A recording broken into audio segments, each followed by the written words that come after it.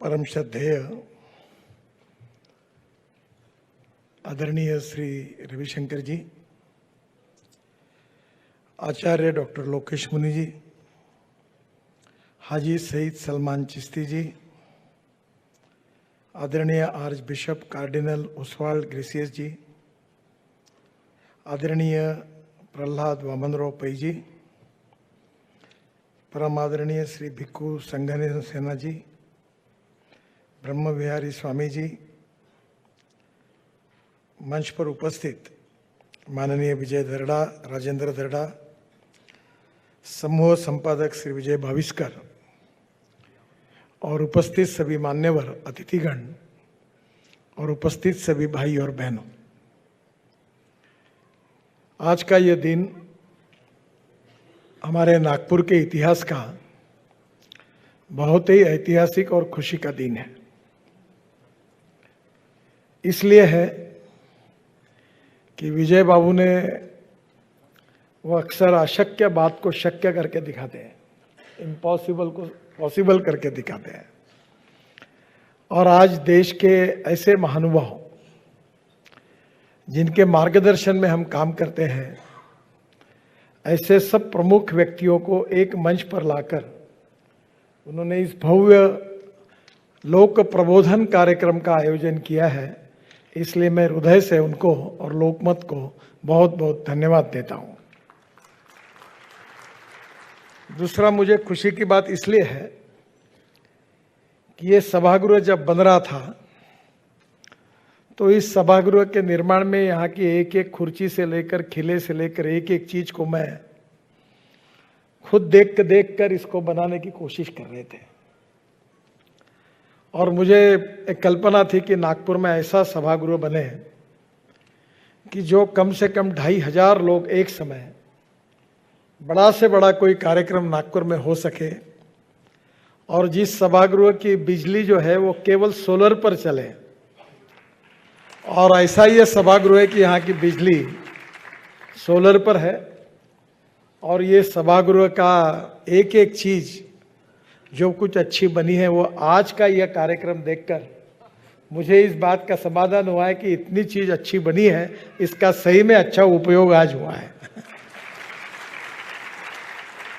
तो दोनों बातें बहुत ही खुशी की है।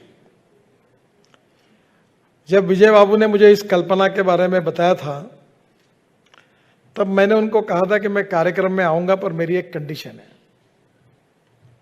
तो उन्होंने कहा, क्या कंडीशन? बोला, मैं कार्यक्रम में मंच के नीचे पूरे कार्यक्रम में उपस्थित रहूंगा, इस पर कार्यक्रम में मुझे मंच पर मत बिठाइए।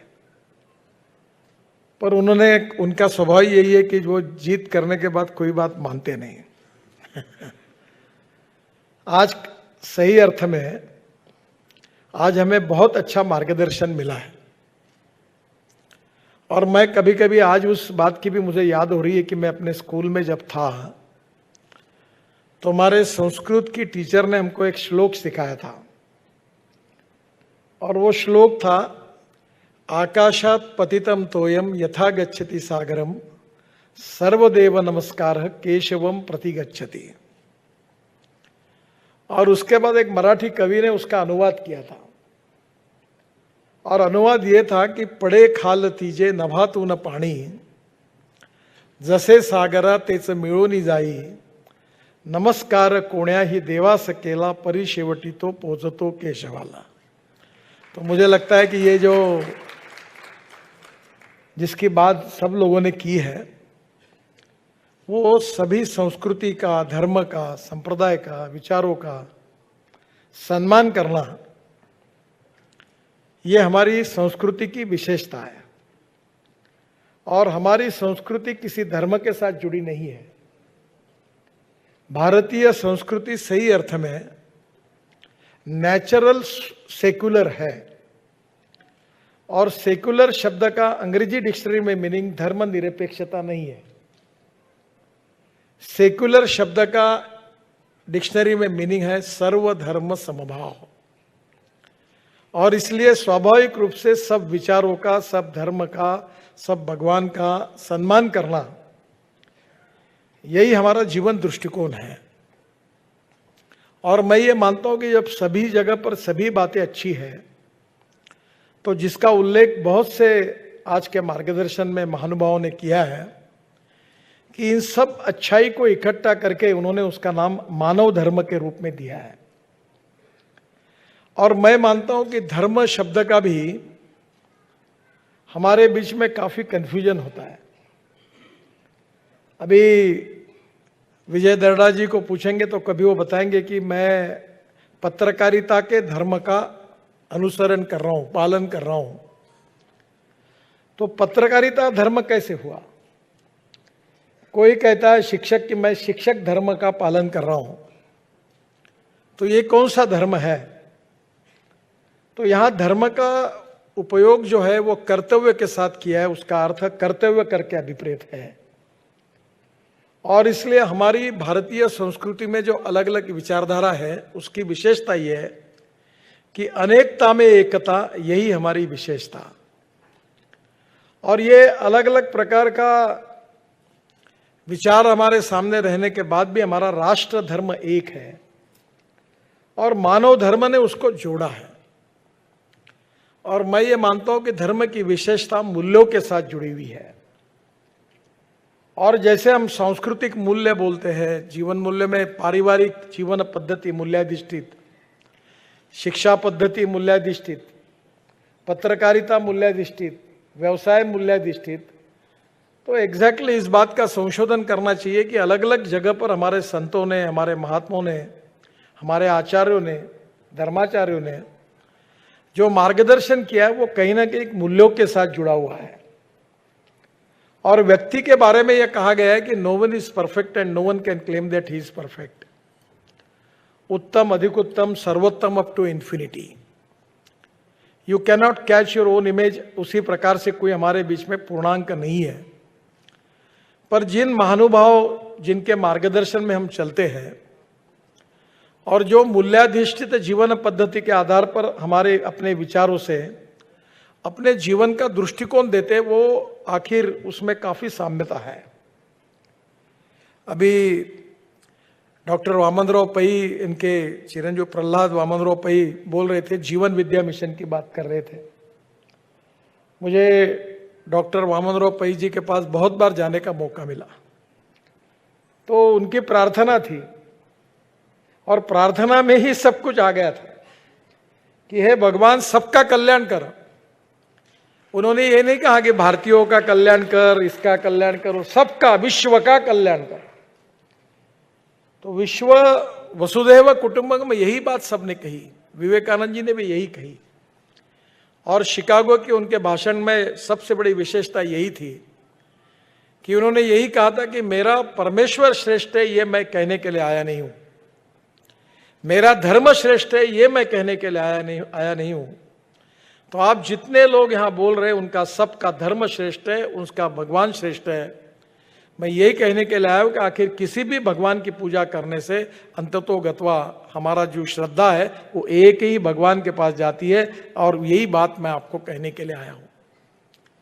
और इसलिए स्वाभाविक रूप से हमारे देश की विशेष रूप से विचार करने की जो भविष्य की नीतियां है, उसमें 3 बातें महत्वपूर्ण है: ethics, economy and ecology and environment. Ethics की बात जो है उसके अधिकारी ये सब लोग हैं। जो सिद्धांत है, जो विचारधारा है, जो फिलॉसफी है, जो जीवन मूल्य है, जो जीवन दृष्टिकोण है, जिसमें हमारा कल्याण होगा, विश्व का कल्याण होगा, सबका कल्याण होगा, वो मार्ग बताने के अधिकारी व्यक्ति ये सब है। पर विश्व का कल्याण होने के साथ साथ ये भी बात विवेकानंद जी ने कही है कि no philosophy can be taught to empty stomach. तो गांव, गरीब, मजदूर, किसान का कल्याण करके भय, भूख, आतंक और भ्रष्टाचार को भी समाप्त करके सुखी, समृद्ध, संपन्न राष्ट्र धर्म का पालन करते हुए राष्ट्र भी संपन्न बनना चाहिए। तो ये काम जो है वो स्वाभाविक रूप से सरकारों का है। और इकोलॉजी और इन्वायरमेंट, ये बात हम सबको मिलकर उसकी रक्षा करनी है। तो मुझे लगता है कि आखिर सब कुछ आ गया, साधन संपत्ति सब कुछ आ गई, तो हमारे जीवन को संस्कारित करने की क्षमता, जिससे हमारा जीवन सही अर्थ में सुखी होगा, समृद्ध होगा, वो क्या है? मैं कुछ दिन पहले हमारे कामठी में हमारी सुलेखा कुंभारी जी ने एक ड्रैगन टेम्पल बनाया, वहाँ गया था। बहुत दिनों से जाता हूँ, और जब जाता हूँ तो वहाँ कार्यक्रम में जल्दी होने के कारण वहाँ थोड़ी देर बैठ के फिर निकल जाता हूँ। और हर बार मुझे लगता है वो भगवान गौतम बुद्ध का इतना सुंदर मंदिर बना हुआ है कि वहाँ बैठकर इतनी शांति मिलती है। तो मैंने उनको कहा कि अगले बार आप कार्यक्रम को मत भुलाइए, मैं केवल 1 घंटा 1.5 घंटा यहाँ बैठकर केवल शांति से बैठना चाहता हूँ, उससे बहुत खुशी मिलेगी। और हमारा सबका यही अनुभव है, और इसलिए मैं आज विजय जी को ये धन्यवाद दूंगा कि आपने एक विचार को एक प्रकार से समाज के सामने इस कार्यक्रम के द्वारा रखा हुआ है कि हमारी उपासना पद्धति भली अलग अलग है, संप्रदाय अलग अलग हो सकते हैं, हमारे धर्म के बारे में विचार अलग अलग हो सकते हैं, पर इन सबके बीच में जो साम्य है उसको समझते हुए अपने जीवन में उसके अनुसार अनुकरण करना, सहिष्णुता, सहजता, सरलता, सर्वसमावेशकता, ये भी आखिर मूल्य ही है। व्यापार में एक आधी चीज में मैं बेईमानी नहीं करूंगा, भ्रष्टाचार नहीं करूंगा, ईमानदारी से अपना व्यवसाय करूंगा और 2 पैसे कमाऊंगा, ये भी मूल्य है, व्यापारिक मूल्य है। सांस्कृतिक मूल्य जो है, जिसके बारे में तो अनेक हमारे आचार्यों का मार्गदर्शन होता है, वही हमें मिला है। हमारा योग विज्ञान है, हमारा आयुर्वेद है, जिसके कारण हम स्वास्थ्य के क्षेत्र में, मनशांति के क्षेत्र में काफी अच्छा काम करते हैं।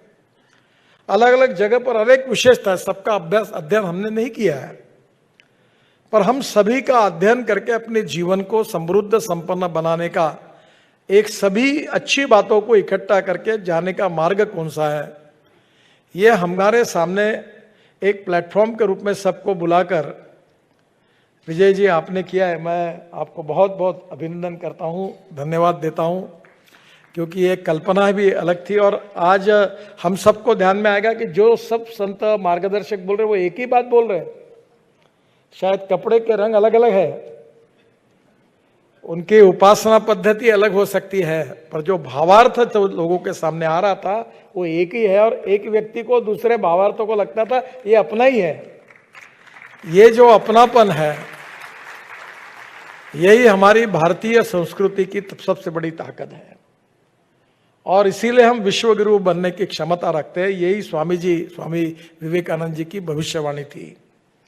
और जो बात अभी कही गई कि मैं बर्लिन में गया था गुरुजी के कार्यक्रम में, और लाखों लोग जब स्टेडियम पर मैंने देखे, वो भारतीय नहीं थे। तो वो जिस प्रकार से एक प्रकार से राम नाम का जप करते हुए भजन गा रहे थे, गाने गा रहे थे, तब हमको लगा कि ये यहाँ कैसे हो सकता है। और यही बात है कि हमारा आयुर्वेद, योग विज्ञान रामदेव बाबा जी ने दुनिया में पहुंचा है। मुझे याद है एक बड़ा इंटरेस्टिंग एग्जाम्पल हुआ। एक बार मैं लंदन में थेम्स रिवर में जहाज में बैठकर अंग्रेजी एम्बेसडर और सबके बड़े बड़े लोगों के साथ चल रहा था, तो उतने में ही मुझे एक अंग्रेज ने बताया कि ये देखो ये बिल्डिंग। मैं बोला क्या है? बोले ये यूनिलीवर की बिल्डिंग है। बोला ये तो हिंदुस्तान लीवर की। बोले यूनिलीवर ये मेन कंपनी है, और एक एक उन्होंने वर्ल्ड में हिंदुस्तान लीवर और ऐसे अलग अलग कंपनियां बनाई है। मैंने बोला बिल्कुल, मैं हमारे रामदेव बाबा इनका पक्का बैंड बाजा बजा रहे हैं हमारे देश में, क्योंकि एक उन्होंने उसका स्वदेशी सोल्यूशन दिया। तो मुझे पूछ रहे थे, मैंने हिंदी में बात कही, तो अंग्रेज एम्बेसडर मुझे पूछ रहा था कि मैं क्या कह रहा हूँ। तो आज वहाँ भी सब जगह दुनिया में हमारा झंडा पहुँच गया है। और इसलिए स्वाभाविक रूप से ये भारतीय संस्कृति, ये रिलीजियस भी नहीं है, सांप्रदायिक भी नहीं है, ये इतिहास, संस्कृति और विरासत से मिले हुए सभी संप्रदाय और धर्म से जो मूल्य मिले हैं साधु संतों से, उसके आधार पर हमारी पारिवारिक जीवन पद्धति है। और आज उसकी विशेषता है कि उसी के आधार पर शिक्षा पद्धति भी चल रही है, और उसी संस्कार से हम भविष्य की जनरेशन को निर्माण करने की बात कर रहे हैं, जो राष्ट्र के पुनर्निर्माण के लिए बहुत ही आवश्यक है।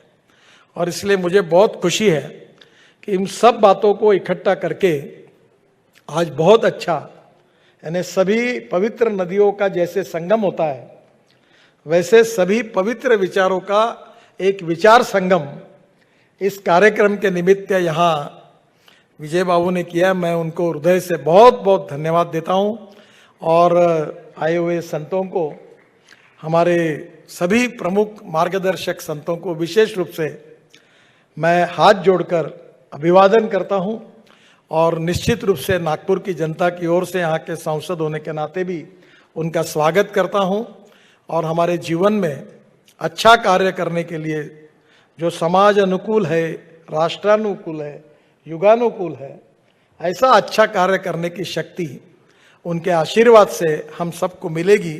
इसी विश्वास के साथ अपनी बात को समाप्त करता हूँ। धन्यवाद।